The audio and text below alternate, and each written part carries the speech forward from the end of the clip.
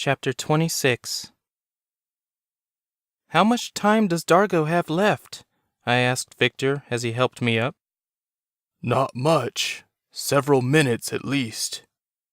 I have to catch him before he gets to Andor. I took the jar of antidote from Victor, ran outside, and called on the wind. It lifted me from the ground and carried me across the courtyard and over the gates. I cursed myself for not thinking of sending Andor up to Dad's realm along with the others. I figured Anila was doing the same thing to herself for mentioning he was still on the island. Neither of us knew Dargo could fly, or that he wouldn't be able to leave his host's body if his own skeleton was gone. As I flew, I saw Dargo's red cloak flapping in the wind. He was struggling to fly, but he was a lot closer to Andor's house than I was. I called on more wind and some lightning as well. Dargo dodged all of the strikes but one, which caused him to lose height and fall toward the road. He crashed, shooting dirt into the air. Unfortunately, he landed right outside a house I assumed to be Andor's. Before I could land, he was on his feet and running through the front door. Instead of following him, I shot through Andor's bedroom window. I landed on the floor in a pool of broken glass, which cut my arms. I ignored the pain and blood, locking the bedroom door. Andor was on the bed, his eyes closed. I tried to pick him up, to take him away from the house, but the bedroom door burst open with a shot of cyan-colored energy. Dargo walked in a second later and shot me with that same energy. I hit the opposite wall and dropped to the floor, dazed. I saw him lean over Andor, who suddenly arched his back off the bed, gasping. Dargo was leeching the life out of him. Andor would die in his sleep. "Josh, don't let him do this!" Dargo stopped and looked at me, surprised by my sudden plea.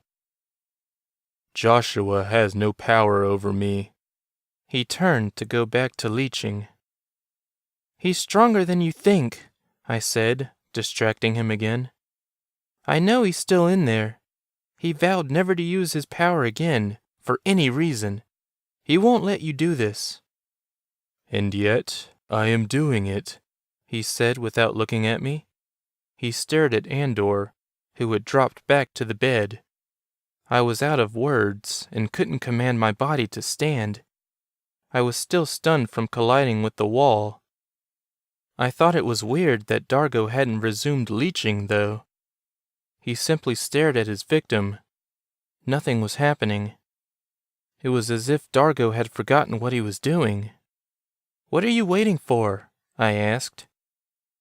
Dargo shook, and it took me a second to realize he was crying. He fell to the floor next to the bed. I managed to crawl toward him and saw Dargo scratching his face violently. "Stop it! Stop it! Get out of my head!" I couldn't tell if it was Dargo or Josh speaking, but I figured it was Josh. I waited, not knowing what to do. The antidote was near the window. I dropped it as soon as I crashed through. If I didn't act soon, Josh would die. Dargo suddenly looked at me and laughed, and there was no doubt this time it was him. "You think you've won, but you haven't." And then he just stopped talking. He stared at me without seeing. He was no longer breathing either. I grabbed the jar and went to him as fast as I could, but before I could pour the antidote into his mouth, Josh's body took a sudden loud breath. He grabbed the hand that held the jar. "Don't," he said. "Dargo's still here. If you cure me, he'll take over again. I can't hold him back for long." "But you'll die." I could barely say the words. "It's been a long time coming, Astrid. Without Dargo's skeleton, he doesn't have anything tying him to this world. If I die, he'll be gone forever." I cried without shame. I rarely cry, but the tears came now. "Okay," I said.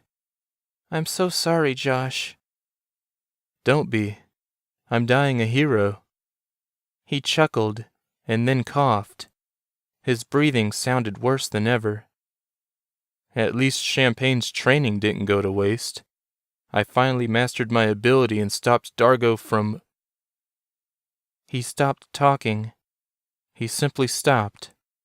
No fade to a whisper or anything. I dropped the jar, which rolled away from us. Josh was gone.